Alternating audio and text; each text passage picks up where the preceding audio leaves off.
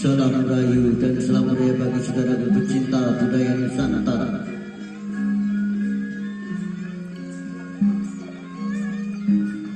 Kali ini kami akan mengangkat sebuah kisah karya Denok Dewi Lanjar II dengan judul Sutajaya dan Kris Setan Kober.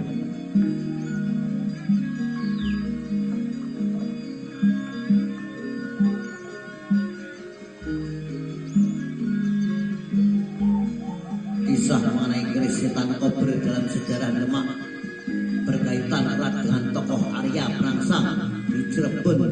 Cerita mengenai Kris ini juga sangat melegenda. Hanya saja di Cirebon Kris ini merupakan Kris kepunyaan Sutajaya.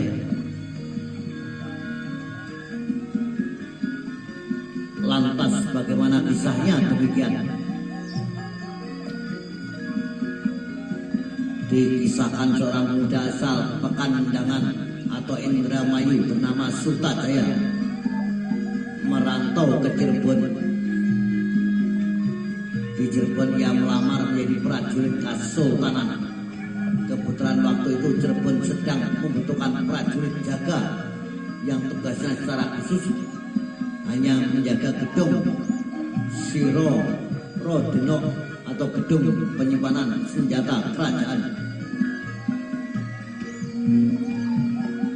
Pada suatu hari ketika melakukan tugas penjagaan, Sutajaya merasakan kantuk yang dahsyat sehingga ia tertidur lelap di depan pintu gerbang gedung Siro Rodenok. Di pagi harinya prajurit yang lain mengangkat Sutajaya untuk dikuburkan, tapi senjata Sutajaya malah kaget dan memberontak. Seluruh prajurit heran. Mereka bertanya-tanya dalam benak hatinya, kenapa Sutajaya masih hidup? Sebab biasanya prajurit yang ketiduran ketika menjaga gedung si Raja Denok akan mati.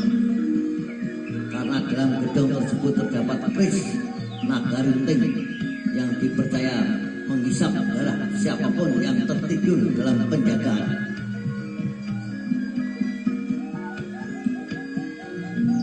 Dianggap sakti pemimpin prajurit jaga melaporkan kejadian tersebut kepada Sultan Sutajaya.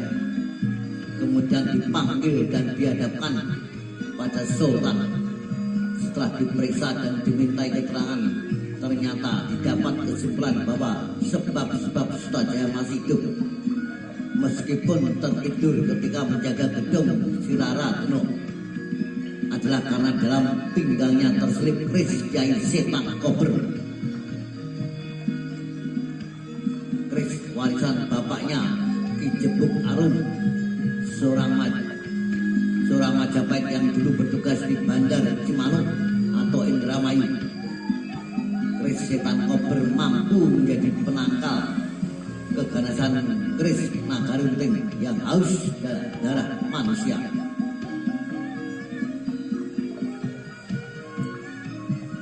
Selanjutnya setelah peristiwa tersebut, Sutajaya dinaikkan pangkatnya menjadi prajurit tingkat atas. Sutajaya kemudian juga dilibatkan dalam berbagai kegiatan kemiliteran di Cirebon, termasuk di dalamnya terlibat dalam Perang Halu. Atas jasa-jasa Sutajaya yang turut andil dalam memajukan Cirebon serta turut andil pula dalam kemenangan Perang Galuh, maka Kesultanan Cirebon mengangkatnya menjadi pangeran atau menteri serta menganugerahinya sebuah takhta di timur Cirebon. Tanah tersebut dijadikan oleh sebuah padukuhan atau desa yang diberi nama Gebang.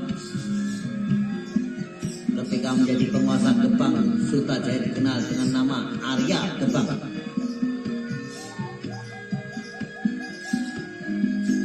Kisah mengenai Sutajaya, Pinanggeran asal Indramayu yang memiliki Kris sakti bernama Kober, itu dapat ditemui dalam kisah dan legenda rakyat Indramayu.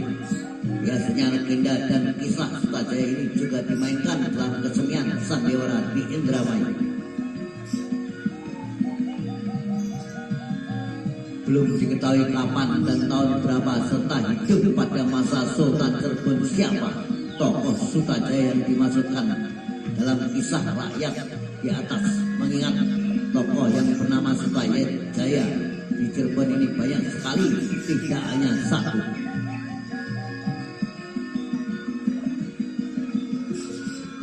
Selain digambarkan melalui tradisi dongengan rakyat Pekandangan Indramayu, kabar mengenai adanya tokoh Sutajaya yang berasal dari Indramayu tersebut sebenarnya dikabarkan juga dalam suatu naskah yang terdapat dalam situs makam Astana Gebang Ilir. Adapun bunyi naskah dari situs tersebut adalah sebagai berikut.